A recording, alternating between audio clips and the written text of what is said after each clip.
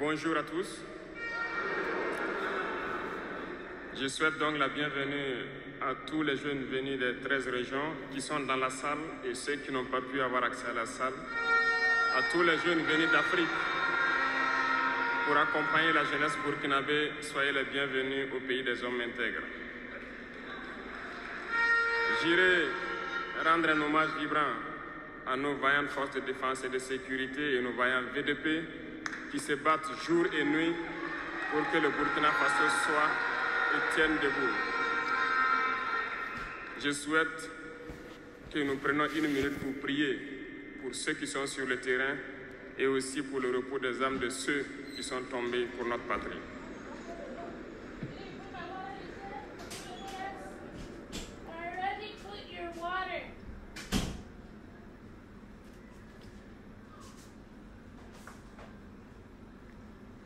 Je vous remercie.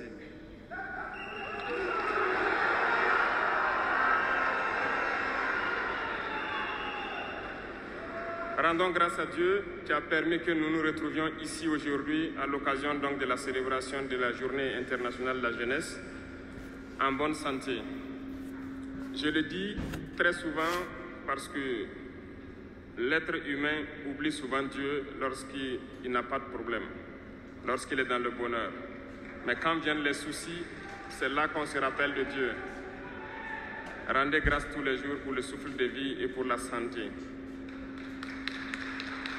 Jeunesse. Jeunesse du Burkina, jeunesse d'Afrique. La jeunesse, cette phase de la vie où l'on a assez de force, assez d'énergie, comme le paraphrasait donc le slammer qui vient de passer. La jeunesse, c'est l'époque où on n'a pas assez de temps. Nous devons profiter du temps qui nous est donné, utiliser l'énergie nécessaire pour atteindre nos objectifs, pour changer le monde, changer notre monde, changer le monde des autres, positivement.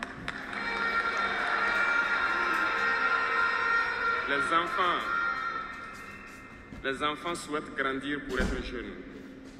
Les personnes âgées souhaitent redevenir jeunes. Tout le monde veut être jeune.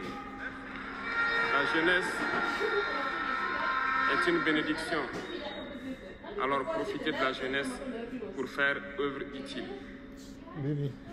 Voilà pourquoi quand je vois dans le thème choisi, les deux premiers mots nous interpellent. Intégration, sécurité. L'Afrique fait face à de nombreux défis. Et on doit se poser des questions. La jeunesse est-elle un atout ou un handicap pour le développement des nations? La réponse est simple et sans équivoque. Et vous la savez. Les pays développés ont pour la plupart une population vieillissante.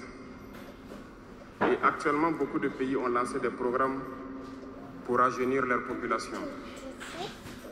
L'Afrique a cette chance d'avoir une population très jeune.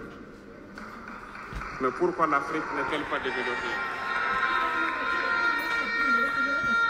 Nous devons donc nous pencher sur la question de comprendre pourquoi l'Afrique a une population jeune et qu'elle n'est pas développée. Et que les pays qui se disent développés cherchent donc à rajeunir leur population. Il faut que nous arrivions donc à transformer notre jeunesse en un véritable atout et un moteur de développement pour notre continent. Et pour ce faire, nous avons besoin d'intégration, nous avons besoin de sécurité, de développement, nous avons besoin de nous unir. Certes, vous entendrez parler de l'Union africaine. Oui, elle existe.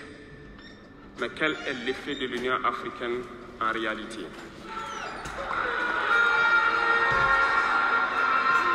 Nous ne pourrons pas parler d'intégration dans le thème et de ne pas parler de l'Union africaine. Parce que c'est cette organisation qui devrait nous unir, créer l'intégration réelle. Mais nous sommes au regret de voir ces guerres qui persistent sur le continent africain, qui tuent des millions de jeunes, et que cette organisation, qui est à la tête d'États pourvus d'armées, n'arrive pas à s'organiser pour soutenir certains pays. L'union n'est pas juste un mot. L'union, c'est un symbole. Et nous, jeunes, devrions apprendre leçon de cette situation pour nous unir, pour faire de l'intégration une réalité. J'ai été désagréablement surpris lorsque l'Éthiopie, qui abrite donc le siège de l'Union africaine, vivait un conflit. Et quand j'ai vu le Premier ministre se mettre en tri et annoncer fermer l'université à Addis Abeba pour faire face à la menace, je n'ai pas vu l'action de l'Union africaine pour protéger ses sièges. Les États occidentaux, pour la plupart, voyaient Addis Abeba tomber, ont replié bagages et partir. L'Éthiopie s'est battue, a trouvé une solution interne et vit plus ou moins en paix aujourd'hui. Les enfants du Congo meurent depuis des années. Plusieurs autres conflits, tels au Soudan, existent sur le continent. Nous aurions aimé voir l'Union africaine générer les forces et toutes les stratégies nécessaires pour soutenir ces États pour qu'ils puissent retrouver la paix. Nous ne viendrons même pas parler de nous ici au Sahel. Depuis près de 10 ans, le Sahel est le théâtre du terrorisme international. Mais nous ne voyons aucun soutien de ces organisations pour trouver une solution à ce problème.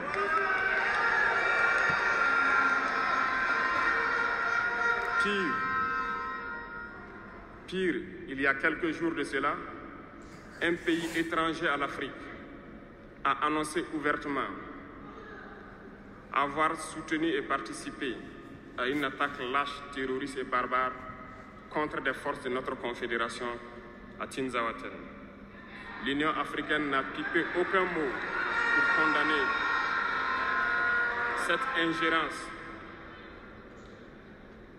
L'Union africaine n'a pipé aucun mot pour condamner cette ingérence d'un État extérieur à l'Afrique dans les affaires internes de nos États. Et ce coup de gueule, je souhaiterais qu'ils l'entendent et qu'ils sortent donc de leur silence et poser des actes pour que la jeunesse puisse croire en l'Union africaine.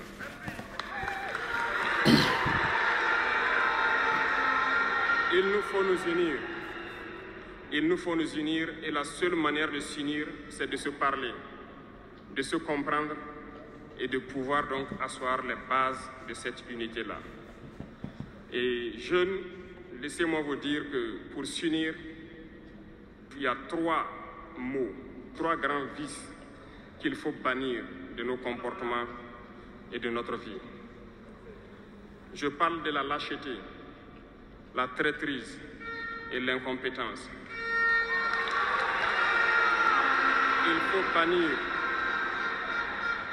Il faut bannir ces 3 mots de notre mode de vie. Et je m'en vais vous expliquer pourquoi. La lâcheté recouvre beaucoup de vices. Un lâche a toujours peur. Et lorsqu'on a peur, on devient un esclave. On se plie, on lèche les bottes.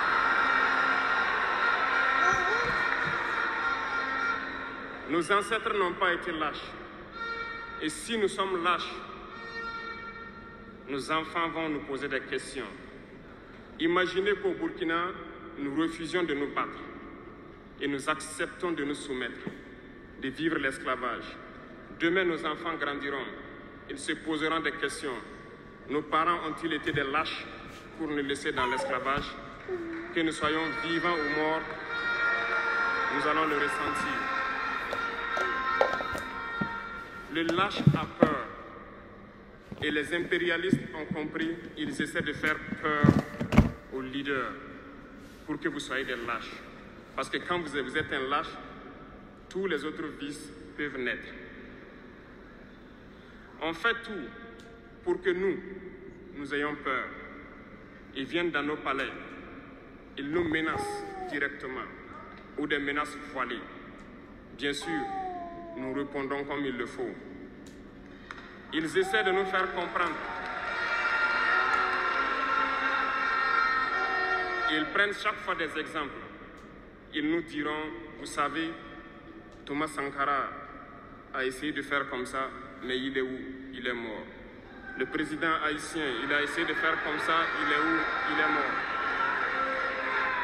Kadhafi a essayé comme ça, il est où? Il est mort. Voilà des propos qu'on nous tient de manière voilée pour nous faire peur.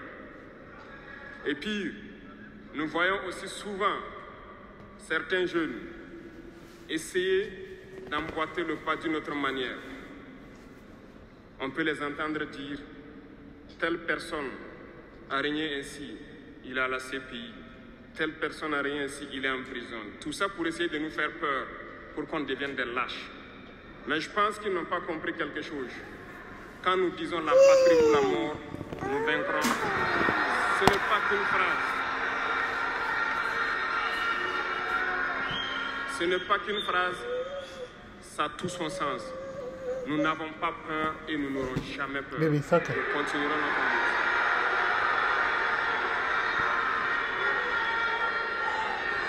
lutte. Ils ont fait peur sûrement à beaucoup de chefs d'État africains. Vous voyez, souvent quand on s'exprime ou lorsqu'on a l'occasion d'être dans certaines situations à l'extérieur, nous tenons souvent des propos pour interpeller les chefs d'État africains pour qu'on se réveille, prendre soin de notre jeunesse pour pouvoir amorcer notre développement réel. Nous sommes souvent mal compris. Certains ont riposté publiquement à nos propos parce qu'ils se sentent indexés. Mais je peux vous assurer, jeunesse, que lorsque nous nous retrouvons dans les couloirs, ces mêmes chefs d'État nous disent « Vous êtes sur la bonne voie, c'est ce qu'il faut faire pour que l'Afrique puisse s'en sortir. » Alors, nous leur posons des questions à savoir pourquoi vous ne faites pas comme nous, pourquoi vous ne nous accompagnez pas. Certains nous disent qu'ils ont les mains liées, certains nous disent qu'ils ne peuvent pas. Chers aînés, chefs d'État africains, du haut de cette tribune, donc, je souhaiterais dire que les peuples africains sont les peuples les plus pacifiques. Lorsque vous reconnaissez un tort, il faut le dire au peuple.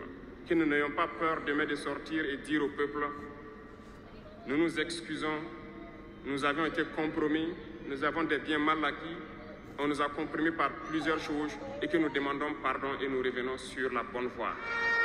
Et de commencer à travailler réellement pour l'indépendance de nos États et notre émancipation. Et je pense que c'est possible. Si nous restons dans cette posture de peur, nous serons lâches. Et l'histoire nous jugera.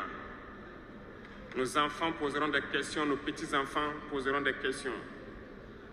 Nous sommes en train d'écrire l'histoire, il n'y a pas de place pour la lâcheté. Si nos ancêtres avaient été lâches, nous ne serions pas là.